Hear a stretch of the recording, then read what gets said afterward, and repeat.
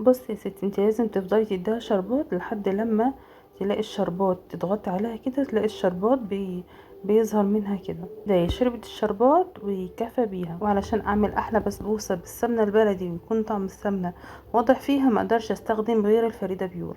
بتديني اعلى طعم للسمنه البلدي، ثقه ومضمونه 100%. هاخد منها مقدار كوبايه على النص كيلو من دقيق السميد، يعني ما يعادل كوبايه، وهذوبها بس مجرد بس تدوب، مش عايزاها تقدح علشان هي كانت لسه طالعه من الفريزر.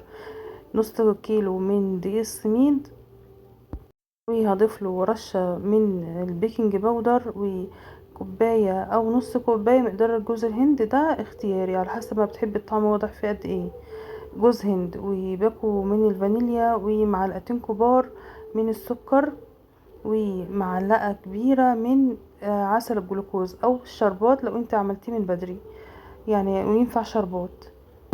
اقلب المكونات الجافة مع بعضيها، وهنزل بالسمنة المذابة بعديها على طول. لازم تقلبي المكونات الجافة كويس مع بعضها علشان تتأكدي ان هي اتوزعت مع بعضها كويس. هقلب السمنة برضو كويس لحد لما تمتزج جدا مع المكونات اللي معايا. بعد كده اخر حاجة بنزل بيها وهي السوائل، كوباية من الزبادي او من اللبن الرايب، وعليها كوباية من الحليب او من المية. صينية مدهونة برضو بزبدة او سمنة تكون بلدي، وهوزع فيها الخليط بتاعي. ادخلها الفرن على درجة حرارة عالية، افضل 190 او 200، يعني اعلى درجة حرارة في الفرن عندك.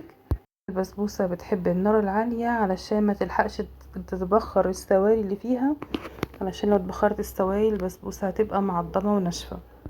وهي في الفرن هحضر الشربات، وكوبايتين من المية عليهم كوبايتين من السكر، نص كوباية من عسل الجلوكوز. وللأسف البسبوسة بتحب عسل الجلوكوز كتير علشان هو ده اللي بيديها تماسك ولمعان بعد ما تستوي.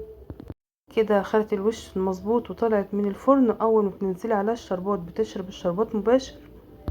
ده أكبر دليل على بسبوسة ناجحة وطرية لآخر قطعة. دي بقى كمية الشربات كلها، وقلبك جامد ما تخافيش لحد لما تلاقي الشربات واقف عليها كده على الوش.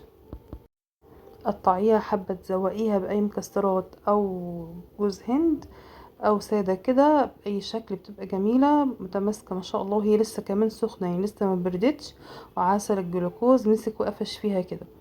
شايفين متماسكة ازاي ودايبة ومليانة، الشربات بتاعها مظبوط وما شاء الله دايبة ازاي. وطبعا الطعم والريحة مش عايزة اقول لكم جميل قد ايه. طبعا بزبدة وسمنة الفريدة بيور. الزبدة تستخدميها مباشر كده تمام، عايزة تسيحيها وتحوليها لسمنة بتبقى جميلة برضو. مش شايفين التماسك ما شاء الله. لو حابين تجربوا الزبدة الفريدة بيور في الحلويات، هسيب لكم الرقم على الشاشة. ما تنسوش تطلبوا الزبدة وتعرفوا العروض وتعرفوا الأسعار. وكده يكون الفيديو خلص. دمتم في رعاية الله وأمنه، والسلام عليكم ورحمة الله وبركاته. أكيد قبل ما نقفل الفيديو، لو عجبكم الفيديو ما تنسوش اللايك والشير.